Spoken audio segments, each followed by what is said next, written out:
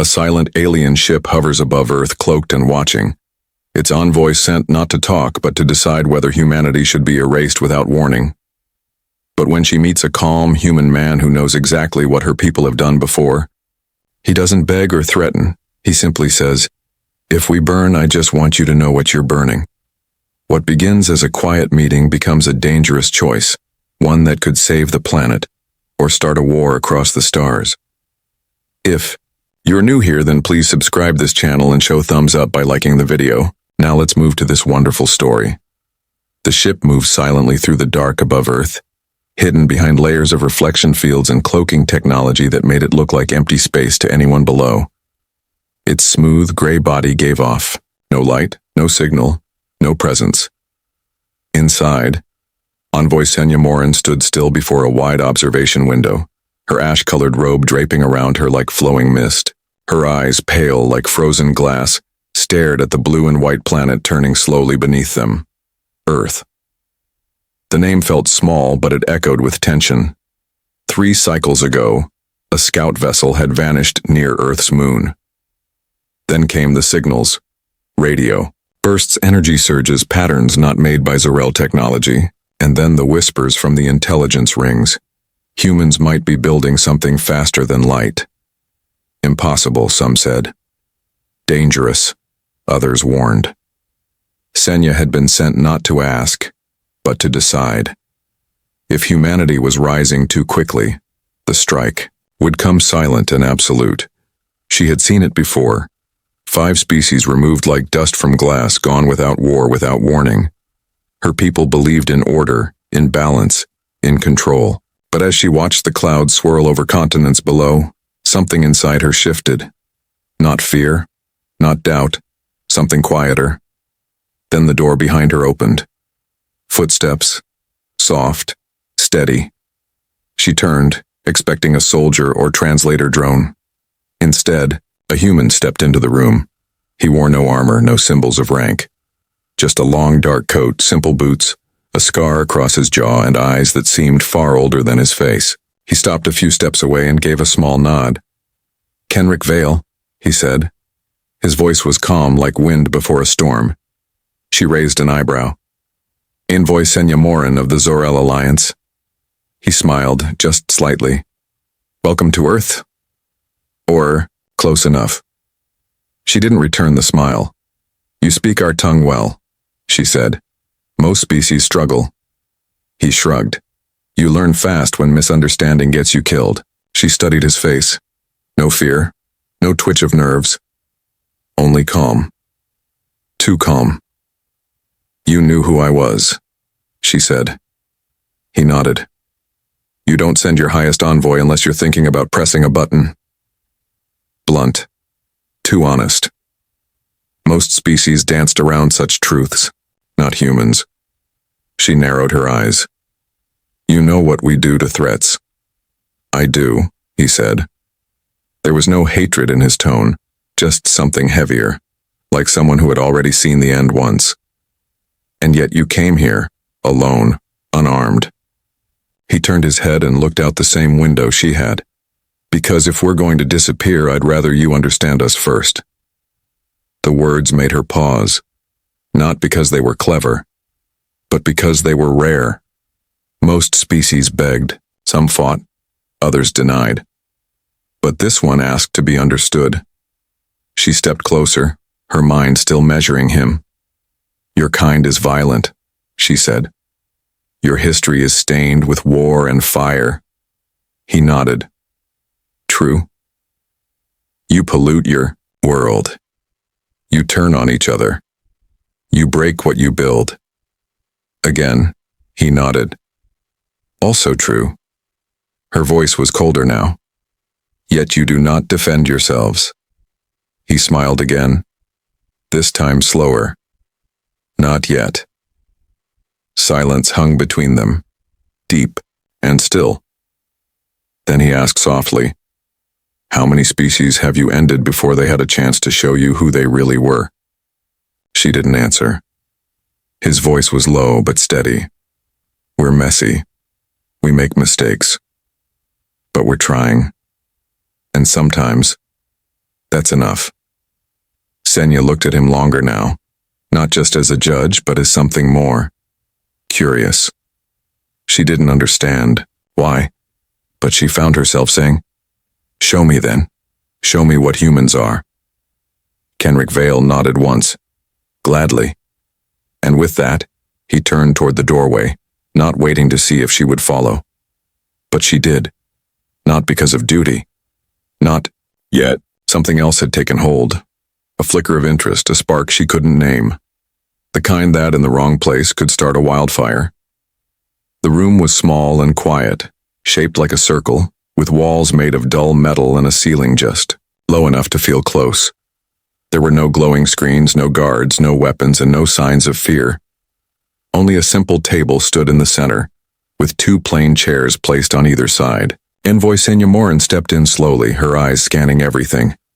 She didn't trust what looked safe. The Zoral Alliance taught her long ago that safety was often a trick.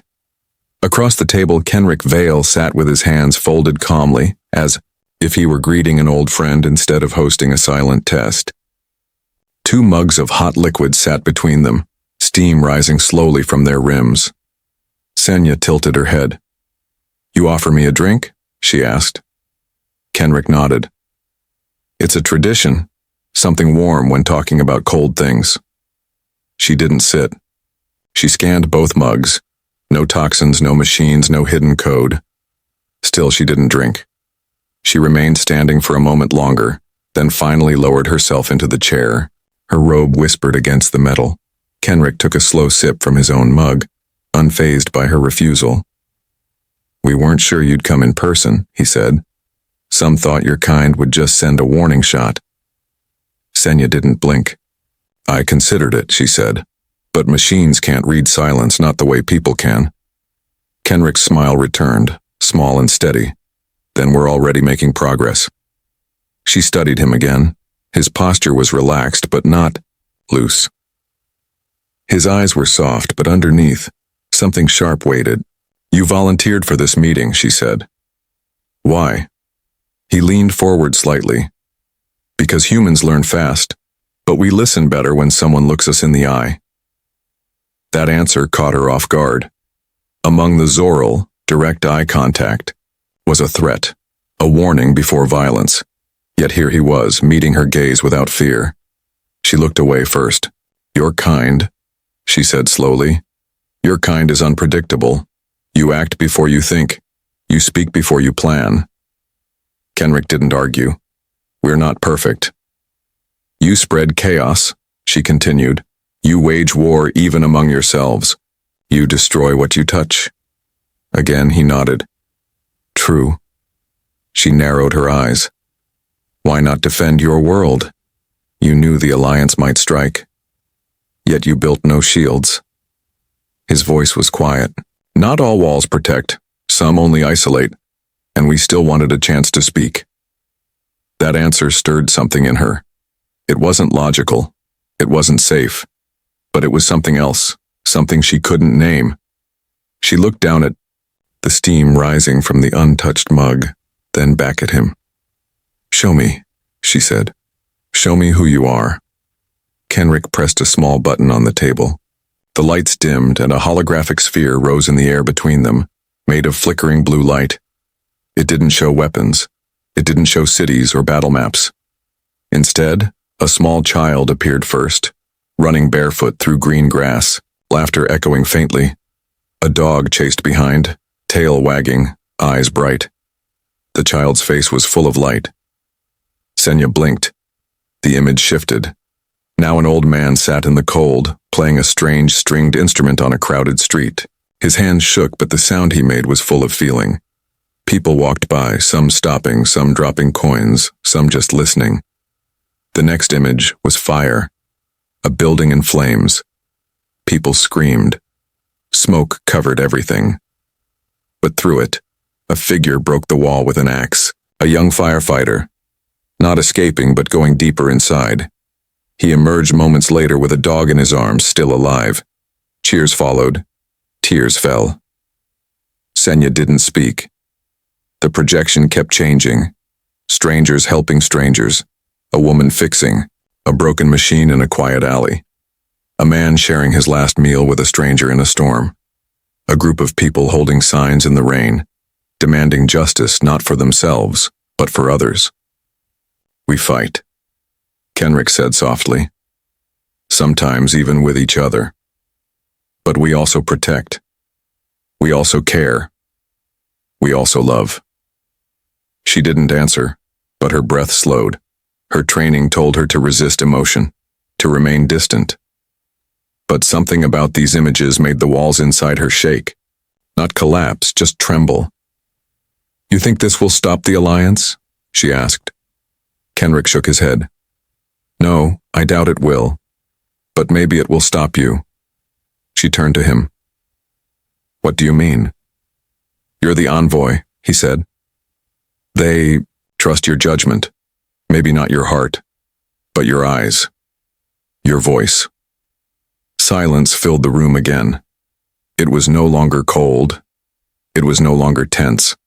It was heavy, like something important had started but didn't yet have a name. She looked, again at the floating images. They were imperfect, messy, loud, but real, alive. And in that life she saw something she hadn't expected to find on this world. Not power, not fear, something softer, something warmer. You're kind, she said slowly. You carry too much emotion. It is dangerous. Kenrick looked at her. Sometimes, but it's also what brought me here. She leaned back slightly. You are not afraid. I am, he said. But not of you. The projection faded, and only the silence remained. Senya sat still, eyes on the empty space where moments of human life had danced in light. And somewhere deep inside her, past the duty, past the orders, a single thought whispered like smoke. What if they're not the threat? What if we are? Envoy Senya Morin returned to her ship with slow steps, her thoughts clouded like smoke in a closed room. The silence in orbit no longer felt calm. It felt like a pause before something sharp. Once inside her private chamber, the blue lights on the walls glowed faintly, a color meant to help diplomats think clearly, stay logical, stay cold. But her thoughts refused to stay in order. She stood still before the command console, fingers hovering over the panel, her mind repeating Kenrick's words and the images he had shown. She didn't know why they lingered so strongly. She told herself it was just curiosity. A warning light blinked softly, and with a breath she placed her hand on the console. It read her imprint and unlocked her secured files. Then came a message. Top tier. Coded. Priority 1. She opened it and froze. The message wasn't a request. It was a decision. The Zor-El command had already voted. Strike confirmed. Countdown active. 19 cycles left. A black warship was already hidden behind Mars. Its weapons were charged. Her presence on Earth was just for appearance.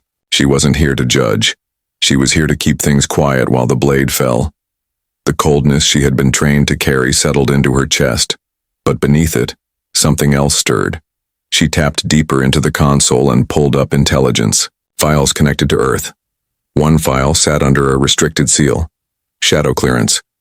She hesitated, then opened it. What she saw made her hands tremble. A name. Kenrick Vale, alias Vare. Survivor of Colony, Talvin 7. She blinked hard.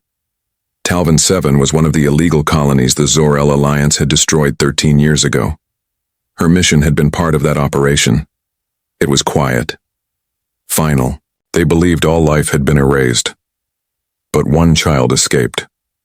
One child now stood on Earth, looking her in the eye without hate, asking to be seen. He knew what the Alliance had done. And still, he welcomed her. She sat down, hard, as if gravity had deepened. Her breath came sharp. Her memory snapped back to that broken world. Burning trees, collapsed shelters, the silence of a place recently erased. And now, Kenrick. She understood now why his eyes held no fear. He had already seen the worst and survived. He knew exactly what the Alliance could do. And yet he chose to speak, not fight. She stood suddenly and moved to a hidden panel on the wall. Her hands shook as she opened it.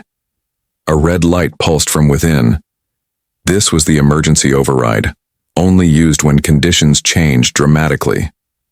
Her training screamed against what she was doing. This was betrayal. This was treason. But the face of the firefighter, the old man with the guitar, the girl fixing the broken machine, all of them passed through her mind like sparks. Her fingers moved. She spoke her code. The system blinked once, red turned to gold. She spoke her message clearly, slowly, and each word cut through her like glass. This report confirms human technology does not meet threat level. Previous readings likely sensor error. No prototype confirmed. Diplomatic contact ongoing. Recommend. Delay of action for further review. She sent it. She knew they would discover the lie. But discovery would take time.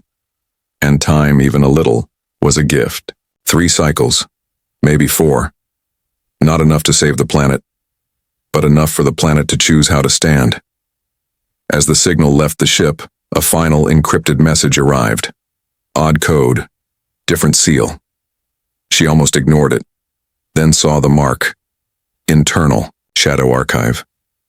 She opened it. It was about him. Kenrick. Detailed scans, life records, even voice logs, all tagged under suppression clearance. Someone knew he was alive. Someone let him live. Maybe watched him all this time. Her heart beat louder, in her chest. Not from fear, from something else. Rage, not at him, not even at the Alliance. At herself. She was the one who believed in the system. Trusted the decisions. And yet she had walked blind among ashes, thinking she saw clearly. She stepped back from the screen and looked out her window.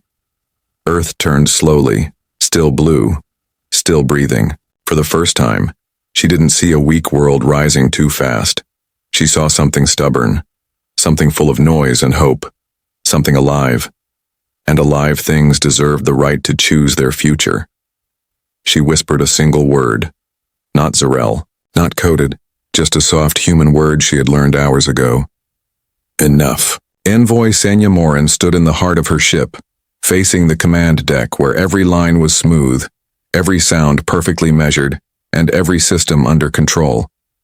It had once brought her comfort. Now it felt like a cage. Her fingers hovered over the console again, the weight of her decision pressing against her chest like invisible gravity. She had already sent a delay order, a lie dressed as protocol, giving Earth a few extra cycles. But the Alliance would notice soon. Their trust in her would fade the moment they reviewed the data themselves. A second override would not just delay the strike, it would expose her as disloyal, broken, compromised. Yet the memory of Kenrick's voice wouldn't leave her mind. His calm eyes, his steady hands, his pain held like a secret. She remembered. The last thing he said before she left his world. You didn't just delay a war, you started something harder. She didn't know if that meant hope or destruction. Maybe both. She turned away from the deck and walked slowly to her quarters, where the robe of her rank hung neatly beside her old medals, polished and cold. She didn't put it on. Instead, she sat by the window, where stars blinked softly in the dark. Behind Mars, the black ship still waited, cloaked and loaded. She could almost feel its presence like a second heartbeat. Her console lit up again. Another message. It was from him. Short. Voice only. No encryption this time. You saw what we are. Now imagine what we could be with a friend in the dark. She listened to it 3 times, then closed her eyes. For a long time, she said nothing. The Alliance had always taught her to act without emotion, to judge without regret, to believe that silence was power. But silence had a different shape, now. It wasn't calm. It was full of voices she had tried to ignore.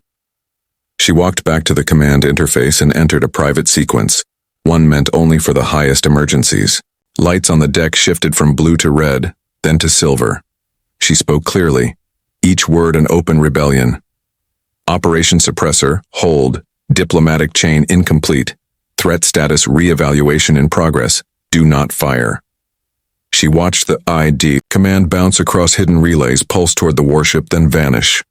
Seconds passed. Then a reply came. Command received. Timer reset. Countdown paused. A breath escaped her lips. Shaky, uncertain, human. She had done it again. Not forever. Not even for long. But enough. She stepped away from the console, unsure what came next, but knowing one thing clearly: she would not stay silent. She returned to the neutral room on the human vessel where Kenrick waited. He offered her the same chair, the same mug.